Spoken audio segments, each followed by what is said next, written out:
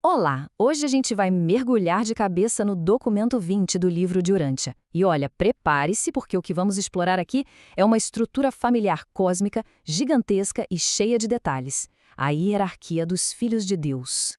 A nossa conversa hoje parte de uma questão assim fundamental, né? No universo que é infinito, como é que o divino consegue se conectar com o mortal? Como é que a eternidade alcança a gente, seres que vivem no tempo e no espaço? A resposta, segundo essa fonte, é uma estrutura magnífica de seres que se dedicam exatamente a essa tarefa.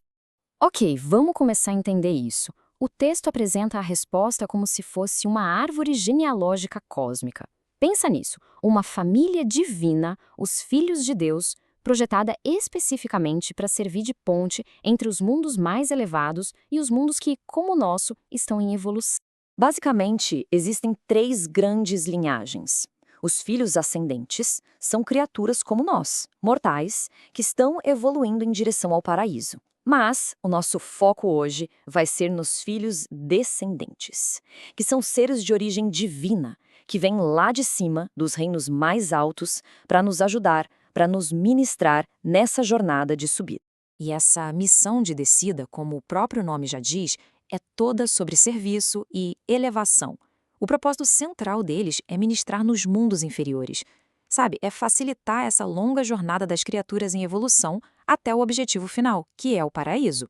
E dentro dessa missão existe uma hierarquia bem clara. Temos os filhos que vêm direto do paraíso, o centro de tudo, e aqueles que se originam nos universos locais. O documento fala de 7 ordens, mas hoje a gente vai se concentrar nas 3 mais elevadas, os filhos de Deus do paraíso. Então, vamos conhecer essas 3 ordens principais de filhos do paraíso. Cada uma delas tem uma função super especializada, vital para a administração do cosmos. Eles são basicamente os criadores, os juízes e os instrutores do universo. Primeiro, no topo, a gente tem os filhos criadores, que são conhecidos como os Michaéis. Eles são a ordem primária, os verdadeiros arquitetos e soberanos dos seus próprios universos locais. Dá para pensar neles como os pais de um universo, personificando o poder criativo divino dentro dos seus domínios. Logo em seguida vêm os filhos magisteriais ou avonais. A função deles é mais direta. Eles atuam como ministros planetários, juízes e também como outorgadores da misericórdia. São, digamos, os magistrados do cosmo, e o trabalho deles envolve uma interação bem próxima com os mundos em evolução. E por último, fechando esse trio, temos os filhos instrutores da Trindade, os Dainais. Eles são os grandes educadores universais. A missão deles não é tanto administrativa, mas sim focada no despertar espiritual e na orientação moral de todos os reinos. Agora, olha que interessante essa tabela. Ela mostra uma coisa fundamental. A origem de cada filho define a sua função. Os filhos criadores, os Michaéis, vêm do Pai Universal e do Filho Eterno. Os magisteriais, os avonais, vêm do Filho Eterno e do Espírito Infinito. E os instrutores, os Dayanais, vêm da união das 3 deidades. É essa genética divina, por assim dizer, que molda a natureza e a missão de cada uma dessas ordens. Ok, agora que a gente já sabe quem são esses seres, vamos mudar um pouco o foco para entender o que eles fazem na prática. Especificamente como os filhos magisteriais, os avonais, interagem com planetas como o nosso, nessas missões que eles fazem pelos mundos. A intervenção de um avonal pode acontecer de 3 maneiras, cada uma mais próxima da gente que a outra. Pode ser uma ação judicial, para encerrar uma era planetária e começar uma nova. Pode ser uma missão magisterial, onde ele aparece já adulto como um mestre para ensinar, ou, da forma mais profunda de todas, uma missão de auto-outorga, onde ele realmente encarna como um mortal, nascendo de uma mulher.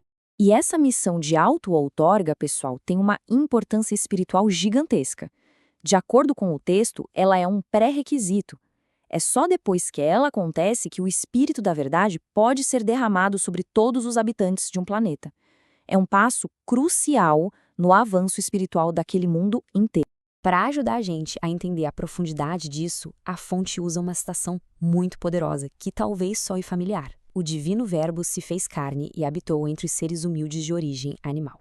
Isso pega aquele conceito abstrato de auto-outorga e o torna muito mais concreto e ressonante, né? Então aqui está o pulo do gato. Filhos diferentes que se outorgam revelam facetas diferentes do divino.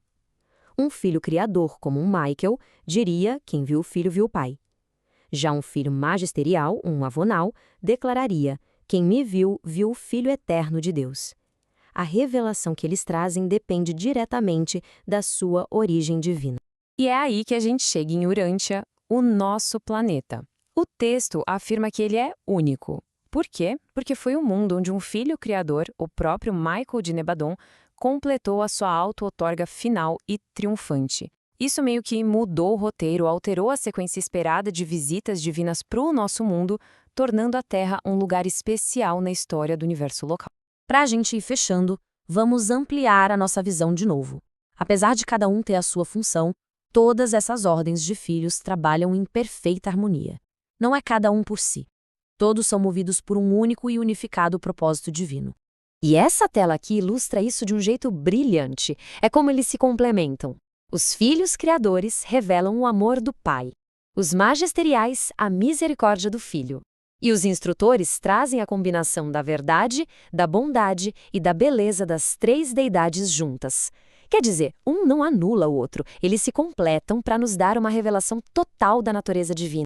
No fim das contas, todos eles são ministros divinos. O objetivo final de toda essa estrutura cósmica imensa e complexa é um só: ajudar as criaturas do tempo, como nós, a atingir a meta espiritual da eternidade. Ajudar na perfeição e na ascensão ao paraíso. E assim, a gente termina com uma reflexão. Se um sistema de apoio cósmico tão elaborado e amoroso como esse realmente existe, o que é que isso diz sobre o propósito do universo e sobre o nosso lugar dentro de tudo isso? Fica aí a pergunta para a gente pensar. Obrigado pela companhia.